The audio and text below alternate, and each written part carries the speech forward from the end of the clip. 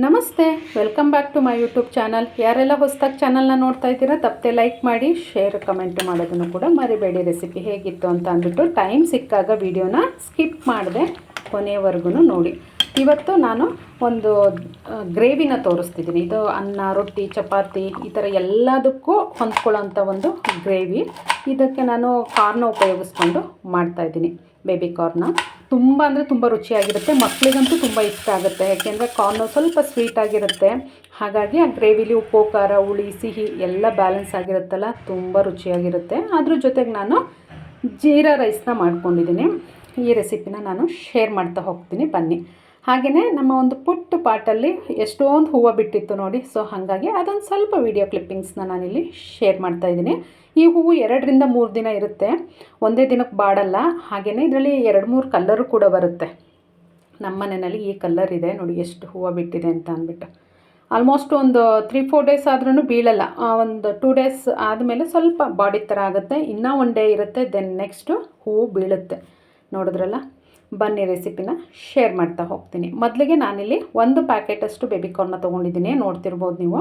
ಸ್ವಲ್ಪ ನೀರಿಗೆ ಉಪ್ಪು ಹಾಕಿಬಿಟ್ಟು ಇದನ್ನು ತೊಳ್ಕೊಳ್ಬೇಕು ನೋಡಿ. 1 ಪ್ಯಾಕ್ ಆದರೆ 3 ಜನಕ್ಕೆ ಸಫಿಷಿಯೆಂಟಾಗಿ ಆಗುತ್ತೆ. ನೀವು ಮನೆಯಲ್ಲಿ ತುಂಬ ಜಾಸ್ತಿ ಜನ ಇದ್ದೀರಾ ಅಂತ ಅಂದರೆ ಅದ್ರ ಪ್ರಕಾರವಾಗಿ ತೊಗೊಳ್ಬೋದು. ಊರಲ್ಲಾದರೆ ತುಂಬ ಎಳೆದು ಬಂದಿರುತ್ತೆ ನೋಡಿ, ಕಟ್ ಮಾಡೋಕ್ಕೆ ಆಗಬೇಕದು.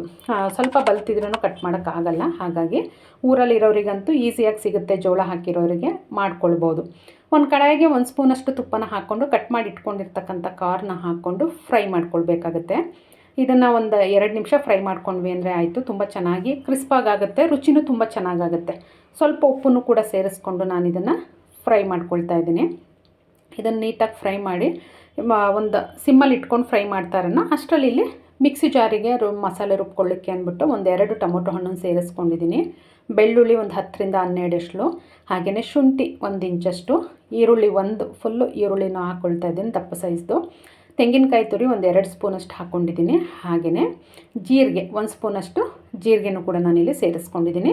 ಗೋಡಂಬಿ ಒಂದು 10 ಗೋಡಂಬಿನ ಹಾಕ್ಕೊಂಡಿದ್ದೀನಿ, ಒಳ್ಳೆ ರುಚಿ ಕೊಡುತ್ತೆ. ಹಾಗಾಗಿ ಗೋಡಂಬಿ ಇಲ್ಲ ಅಂತ ಅಂದರೆ ಗಸಗಸೆ ಕೂಡ ಉಪಯೋಗಿಸ್ಕೊಳ್ಬೋದು. ಚಕ್ಕೆ 1-2 ಇಂಚು, ಲವಂಗ 4 ಹಾಕ್ಕೊಂಡು ನುಣ್ಣಗೆ ರುಬ್ಬಿ ಇದನ್ನು ಪಕ್ಕಕ್ಕೆ ಎತ್ತಿಟ್ಕೊಳ್ಳೋಣ. ಇಲ್ಲಿ ಸಿಮ್ಮಲ್ಲಿ ಇಟ್ಟಿದ್ವಲ್ಲ ನೋಡಿ, ಕ್ರಿಸ್ಪಾಗಿದೆ. ಹಾಗೆ ತಿನ್ನಲಿಕ್ಕೂ ಚೆನ್ನಾಗಿರುತ್ತಿದ್ದು. ಗ್ರೇವಿ ಮಾಡ್ದೇ ಹಾಗೆ ಕೂಡ ತಿನ್ಬೋದು, ಅಷ್ಟು ರುಚಿಯಾಗಿರುತ್ತೆ. ಈ ಥರ ತುಪ್ಪ ಹಾಕಿ ಸ್ವಲ್ಪ ಉಪ್ಪು ಹಾಕಿ ಫ್ರೈ ಮಾಡಿ ಈವ್ನಿಂಗ್ ಸ್ನ್ಯಾಕ್ಸಿಗೆ ಮಕ್ಳಿಗೆ ಕೊಡ್ಬೋದು. ಮೇಲೆ ಸ್ವಲ್ಪ ಪೆಪ್ಪರ್ ಪೌಡ್ರು ಅಥವಾ ಚಿಲ್ಲಿ ಪೌಡ್ರ್ ಏನಾದರೂ ಹಾಕಿನೂ ಕೂಡ ಕೊಡ್ಬೋದು, ಅಷ್ಟು ಚೆನ್ನಾಗಿರುತ್ತೆ ಇದು. ಮತ್ತು ತಿನ್ನಲಿಕ್ಕೂ ತುಂಬ ಗಟ್ಟಿ ಅಂತ ಅನಿಸಲ್ಲ, ಸಾಫ್ಟಾಗಿರುತ್ತೆ. ಹಾಗಾಗಿ ಅದೇ ಕಡಾಯಿಗೆ 1-2 ಸ್ಪೂನ್ ಎಣ್ಣೆ, 1 ಸ್ಪೂನ್ ತುಪ್ಪನ ಸೇರಿಸ್ಕೊಳ್ತಾ ಇದ್ದೀನಿ. ತುಪ್ಪ ಹಾಕೋದ್ರಿಂದ ರುಚಿ ಸ್ವಲ್ಪ ಜಾಸ್ತಿ ಅನಿಸುತ್ತೆ, ಹಾಗಾಗಿ ಇಲ್ಲ ಅಂದರೆ ಸ್ಕಿಪ್ ಮಾಡಿ, ಏನು ತೊಂದರೆ ಇಲ್ಲ. ಒಂದು ಅರ್ಧ ಸ್ಪೂನಷ್ಟು ಸೋಂಪನ್ನು ಕೂಡ ನಾನಿಲ್ಲಿ ಸೇರಿಸ್ಕೊಳ್ತಾ ಇದ್ದೀನಿ. ಅದಾದ ನಂತರ ಈರುಳ್ಳಿ, ಇಲ್ಲಿ ನಾನು ಮೀಡಿಯಮ್ ಸೈಜ್ 2 ಈರುಳ್ಳಿನ ಕಟ್ ಮಾಡಿ ತೊಗೊಂಡಿದ್ದೀನಿ. ಈರುಳ್ಳಿ ಕಲರ್ ಚೇಂಜ್ ಆಗೋವರೆಗೂ ಕೂಡ ಹುರ್ಕೊಳ್ಬೇಕಾಗತ್ತೆ. ಇದು ರೊಟ್ಟಿ, ಚಪಾತಿ, ದೋಸೆ, ಅನ್ನ, ಗೀ ರೈಸ್, ಜೀರಾ ರೈಸ್ ಇದಕ್ಕೆಲ್ಲ ಒಂದು ಒಳ್ಳೆ ಕಾಂಬಿನೇಷನ್ನು. ಬೆಳಿಗ್ಗೆ ಎದ್ದು ಬಾಕ್ಸಿಗೆ ಜೀರಾ ರೈಸ್ ಮಾಡಿದ್ದೀವಿ ಅಥವಾ ರೊಟ್ಟಿ ಚಪಾತಿ ಮಾಡ್ಕೊಂಡಿದ್ದೀವಿ ಅಂದರೆ 2ಕ್ಕೂ ಆಗುತ್ತೆ. ಹಾಗಾಗಿ ಮಾಡ್ಕೊಳ್ಳಿ. ಇದಕ್ಕೆ ಈಗ ನಾನೇನು ರುಬ್ಬಿಟ್ಕೊಂಡಿದ್ದೆ ಆ ಮಸಾಲೆನ ಸೇರಿಸ್ಕೊಂಡು ಕೈ ಆಡ್ಕೊಳ್ತಾ ಇದ್ದೀನಿ. ಹಸಿ ವಾಸನೆ ಹೋಗೋವರೆಗೂ ಇದನ್ನು ನಾವು ಬೇಯಿಸ್ಕೊಳ್ಬೇಕಾಗತ್ತೆ. ಮಿಕ್ಸಿ ಜಾರ್ನ ತೊಳೆದು ಸ್ವಲ್ಪ ನೀರನ್ನು ಹಾಕ್ಕೊಂಡು ಕನ್ಸಿಸ್ಟೆನ್ಸಿನ ಅಡ್ಜಸ್ಟ್ ಮಾಡ್ಕೊಂಡಿದ್ದೀನಿ. ಈಗ ಇದಕ್ಕೆ ಮಸಾಲೆ ಪೌಡ್ರುಗಳು, ಅಚ್ಕಾರದ ಪುಡಿ 1/4 ಸ್ಪೂನ್ ಹಾಕ್ಕೊಂಡಿದ್ದೀನಿ. ಹಾಗೆಯೇ ಧನಿಯಾ ಪೌಡ್ರು 1 ಸ್ಪೂನು, ಜೀರಿಗೆ ಪುಡಿ 1/4 ಸ್ಪೂನು, ಹಾಗೆಯೇ ಗರಂ ಮಸಾಲ 1/4 ಸ್ಪೂನು, ಅರಶಿನದ ಪುಡಿ 1/4 ಸ್ಪೂನು, ಇಷ್ಟನ್ನು ಕೂಡ ಹಾಕ್ಕೊಂಡು ನೀಟಾಗಿ ರುಬ್ಬಿರೋ ಮಿಶ್ರಣ ಹಾಗೆ ಈಗ ಹಾಕಿರ್ತಕ್ಕಂಥ ಮಸಾಲ ಪೌಡ್ರು 2 ಹಸಿ ವಾಸನೆ ಹೋಗೋವರೆಗೂ ಕೂಡ ಸಿಮ್ಮಲ್ಲೇ ಇಟ್ಕೊಂಡು ಒಂದು 2-3 ನಿಮಿಷ ನಾವು ಬೇಯಿಸ್ಕೊಂಡ್ವಿ ಅಂದರೆ ಹಸಿ ವಾಸನೆ ಹೋಗುತ್ತೆ. ರುಚಿಗೆ ತಕ್ಕಷ್ಟು ಉಪ್ಪು, ಸ್ವಲ್ಪ ಕಸೂರಿ ಮೇಥಿನ ಹಾಕ್ಕೊಂಡೆ. ಯಾಕೆಂದರೆ ಉಪ್ಪು ಇವಾಗಲೇ ಯಾಕೆ ಹಾಕ್ಕೊಂಡೆ ಅಂದರೆ ನಾವು ಆಲ್ರೆಡಿ ಅಲ್ಲಿ ಫ್ರೈ ಮಾಡುವಾಗ ಹಾಕಿದ್ವಲ್ವ, ಸೊ ಹಾಗಾಗಿ ಹಾಕ್ಕೊಂಡಿದ್ದು. ಈಗ ನಾವು ಹುರಿದಿರ್ತಕ್ಕಂಥ ಕಾರ್ನ ಸೇರಿಸ್ಬಿಟ್ಟು ಒಂದು 10-20 ಸೆಕೆಂಡ್ ಬೇಯಿಸ್ಕೊಂಡಾದ ನಂತರ ಸ್ವಲ್ಪ ಕೊತ್ತಂಬರಿ ಸೊಪ್ಪನ್ನು ಹಾಕ್ಕೊಂಡಿದ್ದೀನಿ ನೋಡಿ. ಇದು ಒಂದು ಕುದಿ ಬರೋವರೆಗೂ ನಾವು ಬೇಯಿಸ್ಕೊಳ್ಬೇಕಾಗತ್ತೆ. ಕಾರ್ನೇನು ಬೇಯಬೇಕು ಅಂತೇನಿಲ್ಲ, ನಾವು ಫ್ರೈ ಮಾಡಿದ್ದೀವಲ್ಲ ಅಷ್ಟೇ ಸಾಕು. ತುಂಬ ಕ್ರಂಚಿಯಾಗಿ ಸಿಗುತ್ತೆ ತಿನ್ನುವಾಗ ಮಧ್ಯ ಮಧ್ಯದಲ್ಲಿ. ಹಾಗಾಗಿ ನೋಡಿ, ಇದು ಆಲ್ಮೋಸ್ಟು ರೆಡಿ ಆಯ್ತಿದ್ದು. ಅದೇ ಲಿಡ್ನ ಕ್ಲೋಸ್ ಮಾಡಿ ಒಂದು 10-20 ಸೆಕೆಂಡ್ ಬೇಯಿಸ್ಕೊಂಡ್ವಿ ಸಾಕು, ಸಿಮ್ಮಲ್ಲಿ ರೆಡಿ ಆಗುತ್ತಿದ್ದು.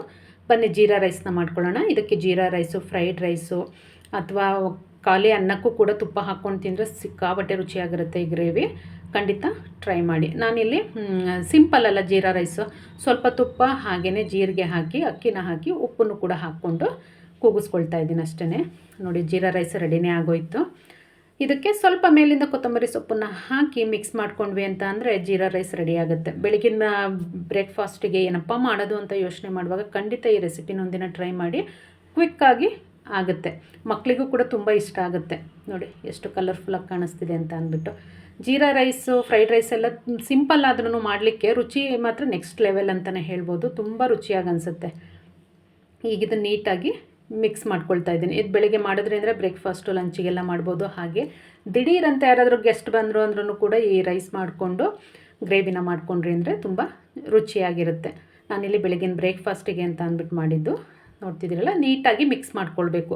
ಸ್ವಲ್ಪ ನೀರು ಪ್ರಮಾಣನ ಕಡಿಮೆ ಹಾಕಿ ಕೂಗಿಸ್ಕೊಳ್ಬೇಕು. ಮುದ್ದೆ ಥರ ಮಾಡ್ಕೊಳ್ಳಿಕ್ಕೆ ಹೋಗಬೇಡಿ ಜೀರಾ ರೈಸ್ನ. ಇನ್ನು ಕೆಲವೊಬ್ಬರು ಅನ್ನನ ಮಾಡಿ ಇಟ್ಕೊಂಡು ತುಪ್ಪದ ಒಗ್ಗರಣೆ ಕೊಡ್ತಾರೆ, ತುಪ್ಪ ಮತ್ತು ಜೀರಿಗೆ ಹಾಕಿ. ಸೊ ಅದು ಕೂಡ ಚೆನ್ನಾಗಿರುತ್ತೆ. ನಿಮಗೆ ಈ ಥರ ಬೇಕಾದರೂ ಮಾಡ್ಕೊಳ್ಬೋದು, ಅಥವಾ ಹಾಗೆ ಕುಕ್ಕರಲ್ಲಾದರೂ ಮಾಡಿ, ಇಲ್ಲ ಓಪನ್ ಆಗಿಯೂ ಕೂಡ ಮಾಡ್ಕೊಳ್ಬೋದು. ನಾನಿಲ್ಲಿ ಪ್ಲೇಟಿಗೆ ಸರ್ವ್ ಮಾಡಿ ತೋರಿಸ್ತಿದ್ದೀನಿ, ನೋಡ್ತಿರ್ಬೋದು. ಜೀರಾ ರೈಸ್ ಹಾಗೆಯೇ ಕಾರ್ನ್ ಗ್ರೇವಿನ ಎರಡು ಕಾಂಬಿನೇಷನ್ ಮಾತ್ರ ತುಂಬ ಚೆನ್ನಾಗಿರುತ್ತೆ. ಒಂದು ಸಲ ಟ್ರೈ ಮಾಡಿ ಹೇಗೆ ಬಂತು ಅಂತ ಕಮೆಂಟ್ ಮುಖಾಂತರ ತಿಳಿಸಿ. ವಿಡಿಯೋನ ಎಲ್ಲೂ ಕೂಡ ಸ್ಕಿಪ್ ಮಾಡದೆ ಕೊನೆವರೆಗೂ ನೋಡಿದ್ದೀರಾ ಅಂತ ತಿಳಿತಾ ಇವತ್ತಿನ ವಿಡಿಯೋನ ಎಂಡ್ ಮಾಡ್ತಾಯಿದ್ದೀನಿ. ಯಾರಾದರೂ ಇನ್ನೂ ಸಬ್ಸ್ಕ್ರೈಬ್ ಮಾಡ್ಕೊಂಡಿಲ್ಲ ಅಂದರೆ ಮಾಡಿಕೊಂಡು ನೋಡಿ. ಫ್ರೆಂಡ್ಸ್ ಆ್ಯಂಡ್ ಫ್ಯಾಮಿಲಿಗೆ ಶೇರ್ ಮಾಡಿ. Thank you.